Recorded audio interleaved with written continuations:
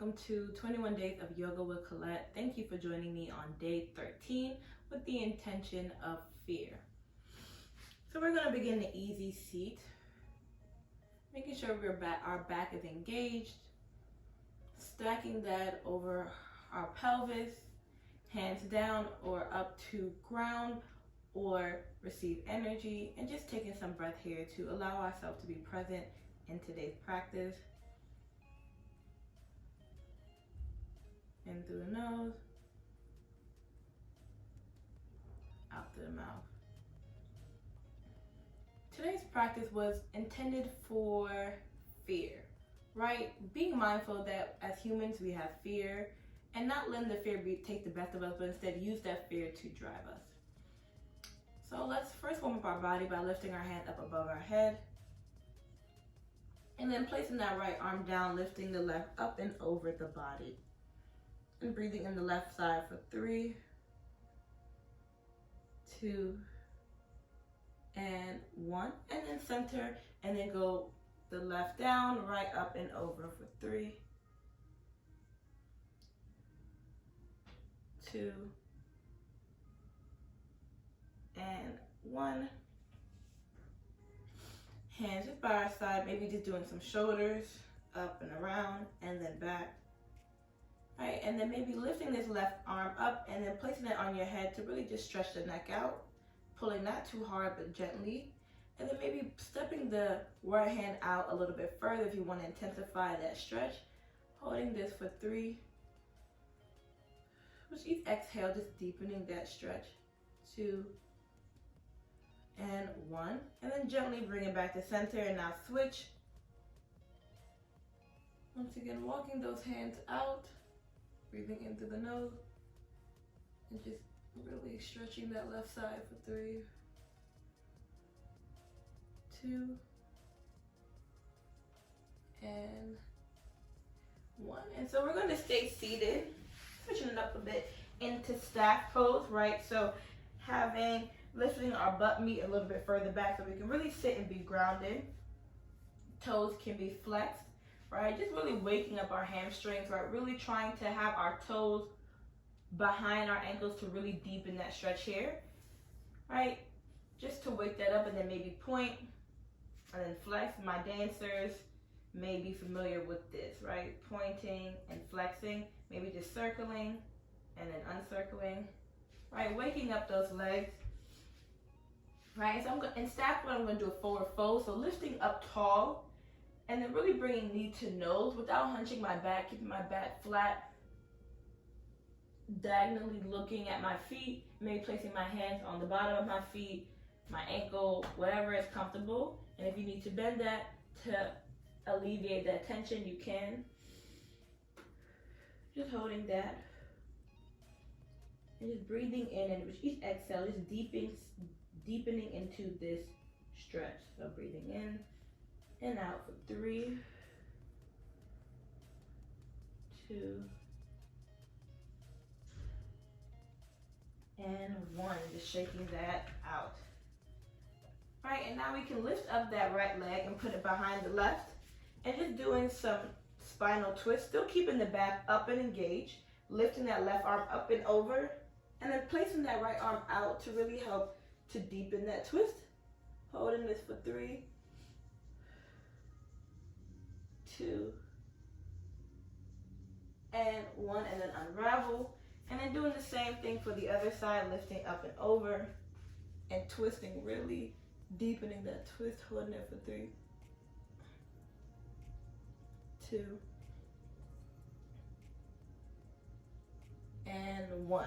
All right, just a different way of waking up our body. And now we can get back into tabletops, having our wrist shoulder width apart and right underneath our arms, our shoulders, and then knees under our hips. And we're going to go a little bit deeper in wrist work, right? This may be a little fearful for us because we're not used to working our wrist. And so if it's scary, sometimes I'm like, just do it, jump, you know? That's also why I really like yoga, because there's certain asana poses you're like, how? But your body is magic, and if you face your fear, you can do it. So we're just going to circle, really putting pressure on our wrist, right? The more that we lean forward, the deeper it is. Making sure our fingers are open and engaged, so it's not only just on our wrist, but our fingers, thumbs, all of those phalanges, yeah, I know my signs, are going to be working as well. And then now I'm circling this way, and then maybe do the other way. I'm just rigging up my wrist. Right, and now maybe flipping them so that you can either do one hand at a time if you kind of don't want that intense pressure, if you want both hands to be facing inwards, and then still circling, waking up your wrist. And circle, and then leaning back. And then now, facing each other, so they're pointing inwards to the side as you rock side to side. Rocking side to side, and then circling that. And then last is placing the palms up, right? Still pinky fingers facing each other, and maybe just doing some circles here as well. And then trying to squeeze a fist, and then release, and then squeeze it again, and then release, and maybe doing the pointer, middle, ring, and thumb, and then the thumb, pointer, middle, ring, and pinky, and trying to see if you can do it without like one coming up with the other. I know for me, the ring is coming up, or the pinky comes up when I put the ring down and all of that, right? So just playing around and then shaking that out. Shaking that out. All right, so then going back to tabletop, and then making sure that you're in a sturdy tabletop as we're gonna hold and do this hover tabletop with our knee off the ground, untucking our toes, holding this for 3. Really engaging the core, navel to spine, 2, 1, and then shifting the tailbone up and back. Really opening up your shoulders, sinking back. All right, maybe pressing our shoulders. We don't sometimes have our shoulders in these type of position, and that's why it can be a lot for them. Walking your dog, maybe having that stillness, bending the knee, straightening it. Right, lifting up and doing a 3-legged dog, really opening up those hips, trying to do maybe a 3-legged split. And then bringing that knee to nose, and then back up to a 3-legged dog, and then back knee to nose, and then one more time, 3-legged dog. And then back knee to nose, and this time stepping the knee to nose in between, stepping the foot in between the hand and bringing that down into a low lunge. Really sinking deep into this low lunge, right? And to even deepen this low lunge, you can really press up, stacking your ribs and spine, not over hunched this way, but right above your pelvis, and keeping the hips neutral or squared. Right hand at your side, and hold this for 3, 2, and 1. And then bringing that foot back into tabletop, and then lifting back up and down into downward dog, and pedaling that out again. Now doing the other side, lifting up 3-legged dog, and then knee to nose, and then back up 3-legged dog, and then back knee to nose, back up again, and now stepping it in between into a low lunge. Once again, keeping everything stacked, and to deepen that stretch, you really want to make sure that your hips are squared and your chest and ribs are stacked over your hips. For 3, 2, and 1. All right, so back over, and then lifting up.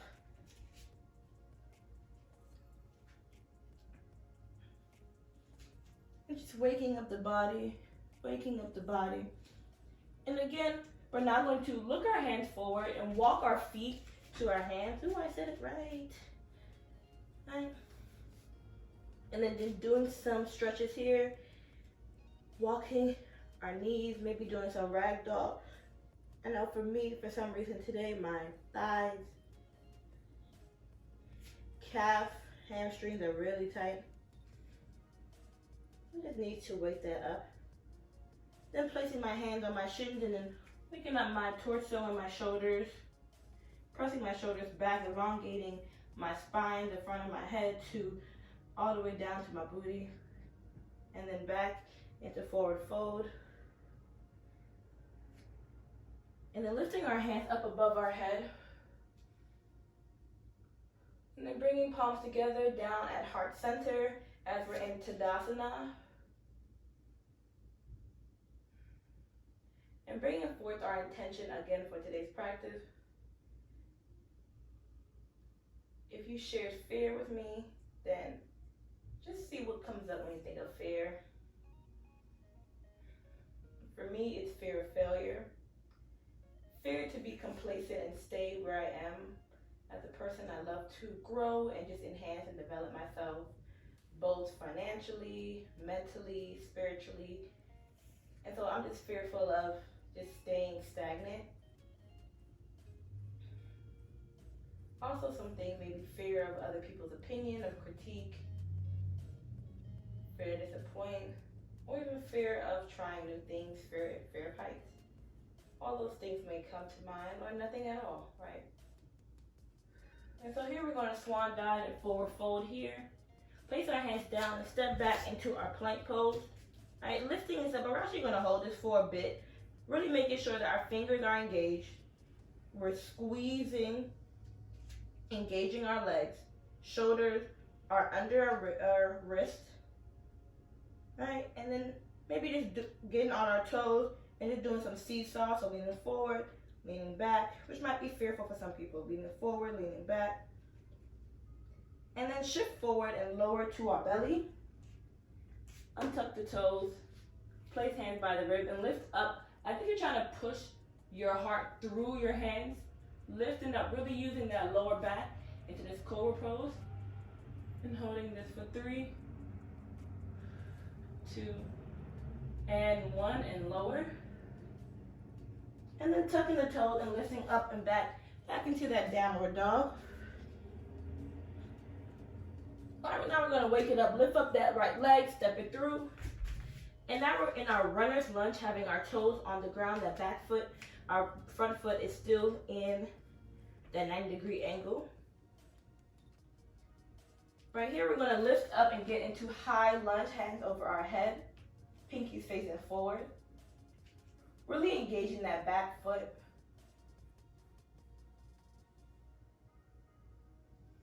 And just breathe here. Maybe try doing a back bend, lifting, opening our hearts up and diagonal. Hands can be heart centered, holding this for 3,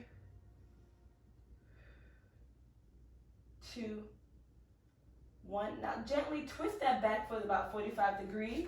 As we go into warrior 1, our hips are still squared, right? We're kind of closed off, still square, that we're in this neutral position.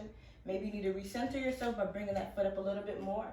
I know for me, that foot is 45 degrees with that mat, top mat, and just holding this in warrior 1. Hips can be on your side, heart center, or above your head for 3, 2, and 1. Placing my hands back down, putting that foot back into runner's lunge, and I'm actually just going to scoot it in more and place that heel, that back heel down, and now I'm in pyramid pose, forward folding here, really stretching out this front hamstring. Holding this for 3, 2, and 1. Right, so bringing that foot back down into runners and then down into tabletops, and then tilting and tucking my tailbone up and back and downward dog and walking that out. The same thing for the left, lifting up that left foot, stepping it in between. Right now I'm in this runner's lunge, lifting up into high lunge. Holding this for 3, 2, and 1. Really tilting that back foot into a 45-degree angle. So my hips are still squared, right? The only thing that changed is my heel is now on the mat. Hips squared, again forward, warrior one. Really breathing, pushing yourself past that fear of discomfort, but not pain. Don't let it be painful. Right, and now I'm gonna go back into this runner's lunge. Bring this foot forward so the toes are facing forward, scooted in, and now I'm in pyramid pose. Really shifting and sinking the hips back so I can really open up and straighten this front leg, and holding this for 3. Ooh, one side might be different than the other. 2. And 1. Back into the runner's lunge, back down into tabletops, lifting up and back into downward dog, pedaling that out. So now we're in downward dog, just walking that out. And so I'm looking forward and stepping my feet once again to my hands, forward fold here, underneath knees, shins, and half lift. Hands back down and stepping back into a plank and just holding this, right?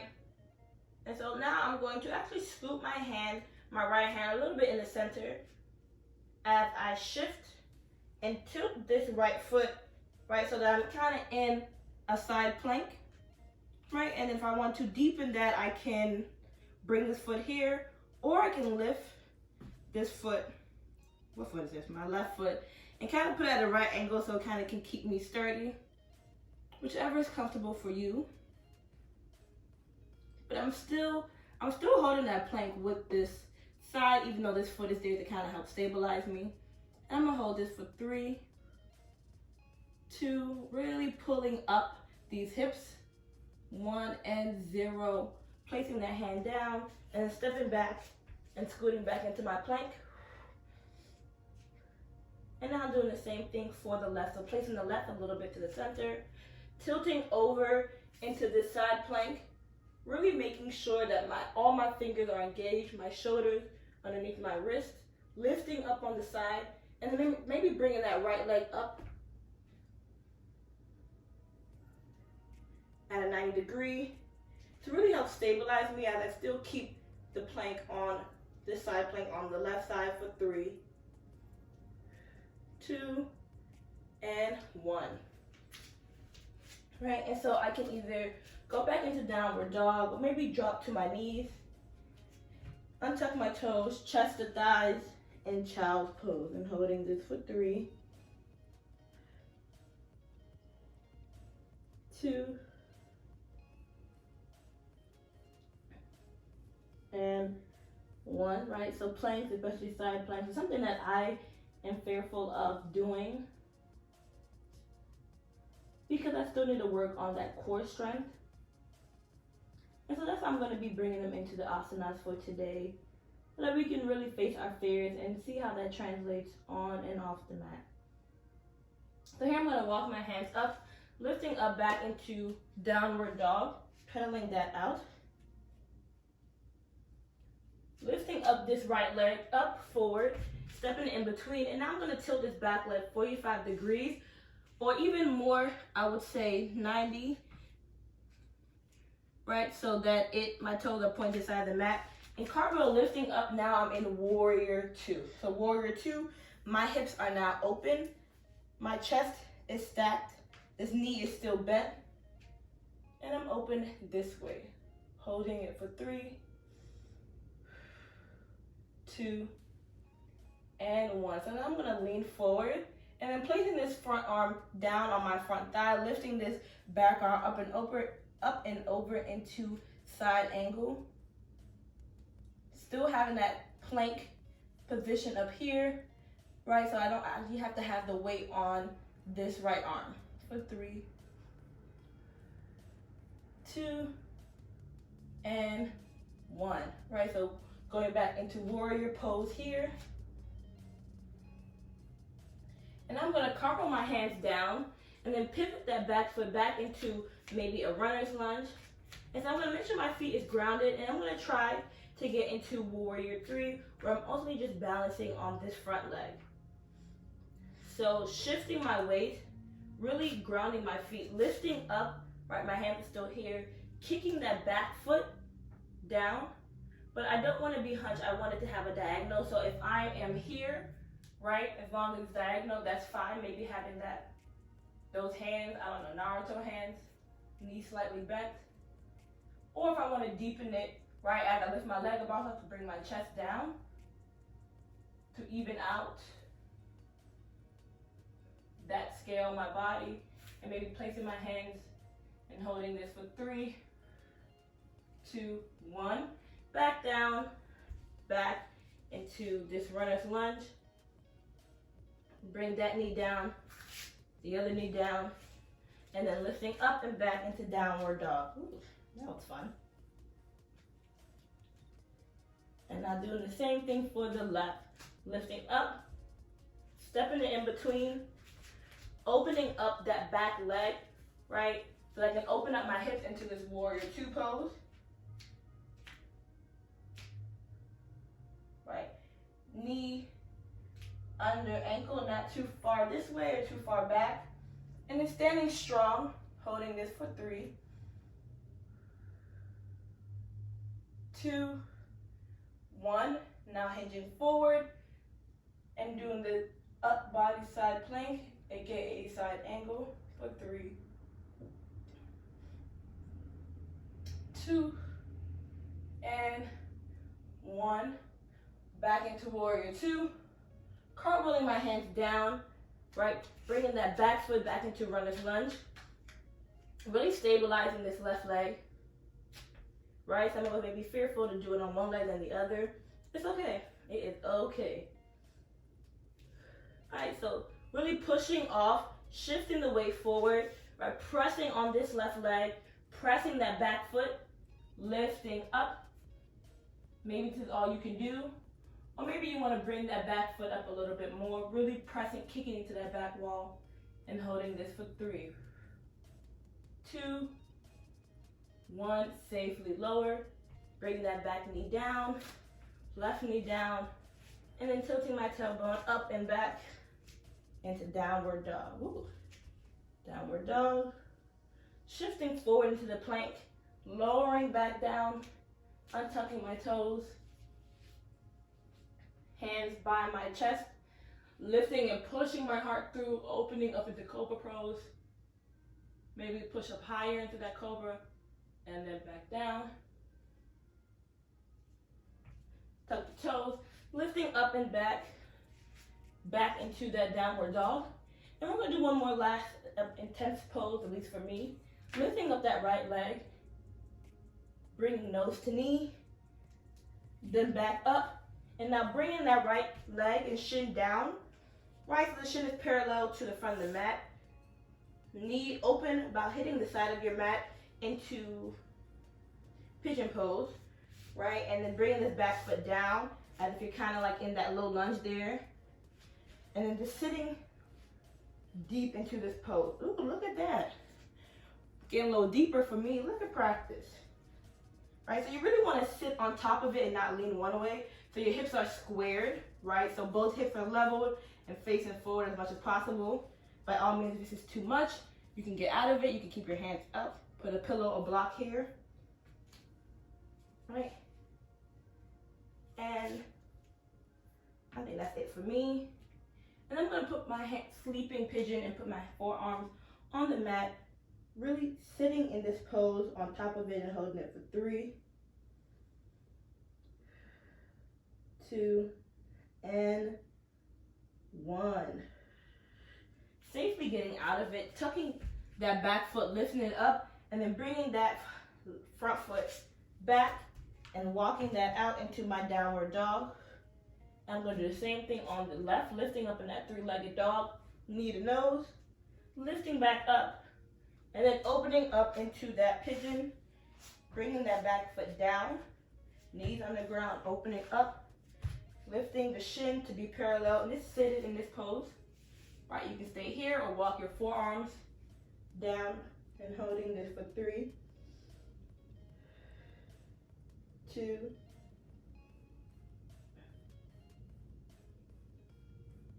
and 1. Safely getting out. Bringing up that back foot, bringing this down, and then back into downward dog and walking that out. Whew. And now just dropping to my knees.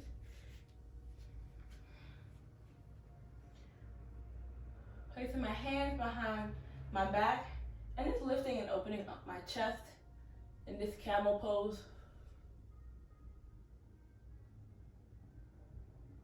And then maybe doing the counter concaving. And then one more time, lifting my chest up and over, and actually bringing and dropping my neck back to really getting that top back bend as well. Release, and then sit back and down, child's pose, and walking your hands out, forehead on the mat if possible.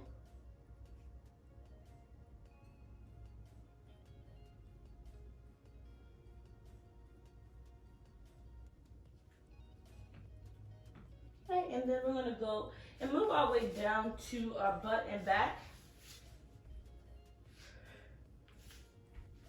into bridge pose. So bridge pose, have my knees about hip width apart. What are these? My heels about as close to as if touching my middle fingers, right? So I'm going to press my hand down, press my feet down, ground them, pressing off of that to then lift up my hips.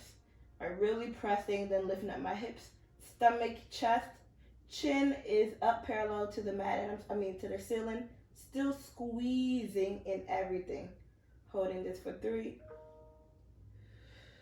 2, 1, and lower.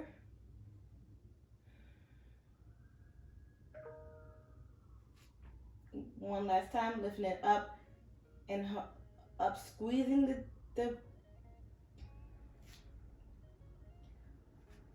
one more time, pushing down into the ground, pushing my hands down, lifting my pelvis, my chest, making sure my chin is not tucked for 3, 2, and 1. Maybe in this last one, you can lift up that right leg, still keeping everything squeezed in the lock, not having my legs open up, still squeeze.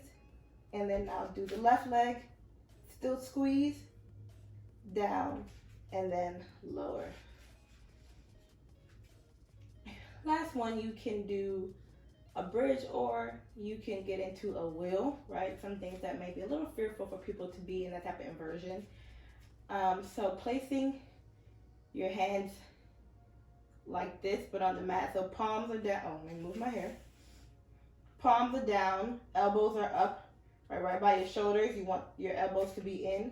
Your knees are still hip width apart. You don't want your knees open too wide, even though that's become challenging. So really just pushing and squeezing. And then once again, using that same thing of squeezing your hand, pushing and pressing into your hands and your feet, lifting up your pelvis, lifting up your hands, and now you are in a wheel pose. Ooh, that's actually not that bad. Really keeping your hands together, your elbows in, really help that lifting the top part. And I know for me, I'm a bit bow-legged, so I have to really use control to squeeze my thighs together. And then safely bringing it down. And then doing some rolling on your spine. And then sitting back up. Maybe just squeezing into a ball here, either laying on your back or sitting on your booty. And then releasing down into Shavasana, really releasing. Whew.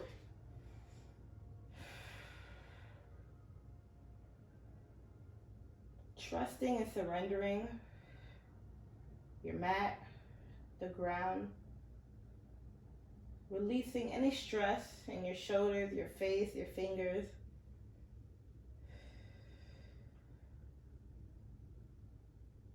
Trusting in gravity. And knowing that the earth always has you. I think with fear, sometimes that could be caused by distrust in people or in situations.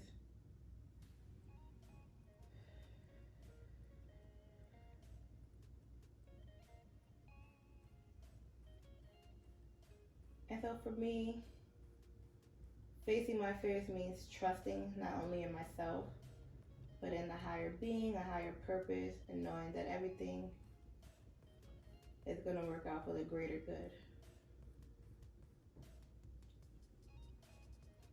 Just releasing my shoulders. And with each exhale, just sinking deeper in the mat. Releasing all the fear we may be holding and carrying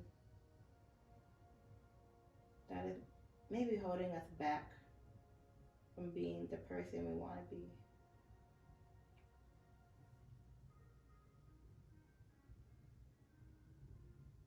If you have more time, I encourage you to sit and really just sink and allow your time in your body to rest.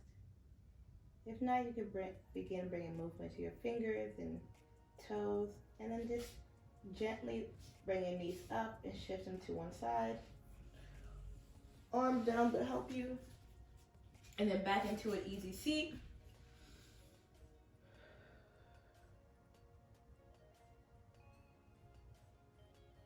Breathing in through the nose, out through the mouth.